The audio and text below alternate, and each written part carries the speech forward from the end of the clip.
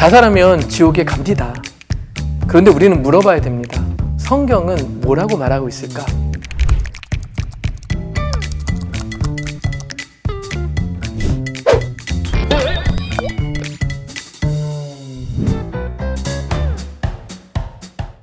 자살하면 지옥에 갑니다. 교회 안에 자리 잡은 이러한 신념은 초대 교부였던 성 어거스틴이 하나님의 도성이라는 책에서 영생의 나라는 자살한 이들을 받아들이지 않는다라는 신념에 뿌리를 두고 있다고 우리 보통 이해를 합니다. 그리고 우리가 10계명에서 살인하지 말라, 이 계명을 어기는 것이고, 자기 생명을 자기가 마음대로 한다고? 이거는 하나님의 결정권을 내 결정권으로 바꿨다고 하니까, 즉 자기가 신의 자리를 차지했다라고 생각하니까 이거는 용납되기 너무 어려운 큰 죄인 거죠. 그래서 사람들은 자살하면 지옥 간다라고 생각했습니다. 자살하면 지옥에 갑니다. 그런데 우리는 물어봐야 됩니다.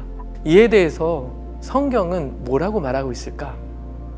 성경에서 자살을 찾아볼 수 있죠. 대표적으로는 이스라엘의 첫 번째 왕이었던 사울, 그리고 아히도베, 그리고 많은 이들이 알고 있는 삼손, 그리고 가룟 유다 등이 있습니다. 근데 성경은 이들의 자살이라는 방식에 대해서는 설명하고 있는데, 자살이 지옥 간다 안 간다 라고 해서 가타부타 하고 있지는 않습니다. 하나님이 주신 생명을 상해하는 자살이라는 방식에 대해서는 굉장히 부정적으로 언급하고 있는 것은 사실입니다. 근데 자살하면 지옥에 간다라고 단정지어서 이야기하고 있지는 않습니다. 그런 의미에서 우리는 질문을 좀 바꿔볼 필요가 있습니다. 자살하면 지옥에 가나요? 이 질문을 자살은 정말 용서받지 못할 죄인가요? 라고 물어볼 수 있을 겁니다. 그러면 저는 이렇게 물어보겠죠. 하나님이 용서하시지 못할 죄가 있을까요? 대부분 교회 다니는 사람들은 하나님이 용서하지 못할 죄는 없습니다. 하나님께 용서받지 못할 죄도 없습니다 라고 말할 것입니다. 그러면 자살은요? 그럼 우리는 생각해 봐야 됩니다. 구원과 용서는 우리의 행위에 달려있는 것이 아닙니다. 우리의 구원과 용서는 우리의 죄를 위하여 십자가에 달려 죽으신 예수 그리스도를 믿는 믿음에 기초하고 있습니다. 그러면 중요한 것은 우리가 그것을 믿느냐 안 믿느냐일 것입니다. 그래서 신학자 칼 바르트는 설령 자살이 큰 죄일지라도 용납받지 못할 죄는 아니다라고 말하고 있습니다. 또 신학자 토마스 아퀴나스는 이 자살은 하나님께 죄가 되고 또 이웃과 공동체의 죄가 되고 무엇보다도 자기 자신한테 죄가 된다라고, 자살은 큰 죄는 분명하다라고 이야기해주고 있습니다. 하지만 자살은 큰 죄임에는 분명하지만 구원받지 못할 죄는 아니라는 것입니다. 그러므로 이 문제에 관해서는 성경이 침묵하는 것에 관해서 살피면서 우리는 겸손해야만 합니다. 자살하면 지옥 가? 아니야, 자살하면 지옥에 안 가.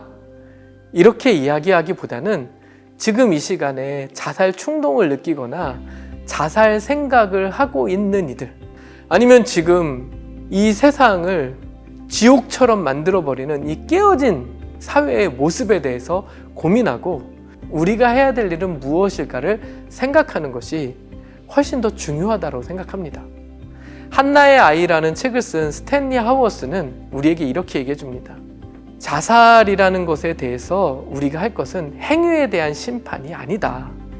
자살이 일어난 것은 우리가 서로 도우려 하지 않고 서로를 포기하지 않는 것이 아니라 서로에게 헌신하지 않는 결과로 나타난 것이 자살이다. 그러므로 공동체가 실패한 것이다 라는 것을 인정해야 된다라고 이야기해주고 있습니다. 저는 군대에서 장병들을 돌보는 군종 목사로 생활하고 있는데, 군생활 잘하는 것도 중요하겠지만 한 영혼도 낙오되거나 낙심하지 않고 건강하게 전역하기만을 기도합니다. 그런데 그 기도의 결과로 나타나지 못하고 중간에 생을 마감하는 이들이 있어요. 자살한 형제들이 있죠. 지금도 또렷이 그들의 얼굴도 그들이 함께 했던 시간도 이렇게 기억이 나는데, 그들이 써놓은 유서에 보통 이런 얘기가 써 있어요. 아무도 내 이야기를 들어주는 사람이 없다. 이 말은 누군가 그의 이야기를 들어줬다면 그 선택을 하지 않았을 텐데 라는 생각을 해보게 됩니다. 기독교는 생명을 존중하고 하나님께서 주신 생명을 소중히 생각하는 종교입니다. 그럼에도 자살은 명백한 죄입니다. 앞서 언급한 것처럼 하나님께도 죄고 이웃들에게도 죄고 자신들에게도 죄가 됩니다. 그러므로 자살은 금해야 합니다. 그리고 자살은 막아야만 합니다. 그런데 이 사실이 누군가를 정죄하는 목적으로 사용되어서는 아니 될 것입니다. 오히려 이를 통해서 자살을 막고 죽어갈 영혼을 살리는 목적으로 우리는 사용하고 행동해야 될 것입니다. 그래서 독일의 신학자 보네퍼는 얘기합니다. 하나님의 용서 아래서 다시 살아갈 수 있는 은총이야말로 자살의 유혹으로부터 벗어나서 항거할 수 있는 힘이 된다.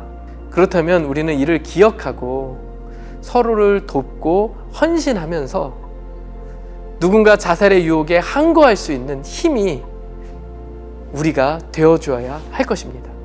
자살이라는 이 글자가 뒤집으면 살자가 되잖아요. 자살을 생각하고 있는 이들이 살자로 바꾸어질 수 있도록 곁에 있어주면서 돕고 포기하지 않고 헌신해 줄 수 있는 공동체를 만들어가는 것이 아닐까 생각해 봅니다. 자살을 혹 생각하고 있는 분들이 마지막 결정을 위해서 이 영상을 보고 있다면 여러분 그 생각 잠시만 멈춰보세요. 조금 시야를 넓혀본다면 여러분 곁에 여러분들을 지지해주고 사랑하는 사람들이 있을 거예요. 그러므로 자살을 선택하기보다는 그들에게 여러분들의 손을 내밀어 보세요. 혹 아무도 여러분들이 손 내밀 사람이 없어도 우리 예수님은 여러분들 곁에서 함께 아파하시고 울고 계시면서 여러분들이 그 손을 내밀기를 간절히 바라실 거예요. 그리고 내가 그 손 잡아줄게 라고 말씀하실 거예요. 지금 이 시간을 이 손을 꼭 붙잡고 잘 견디어 이겨내 봤으면 좋겠어요. 이건 절대로 후회할 선택이 아닐 거라고 확신합니다.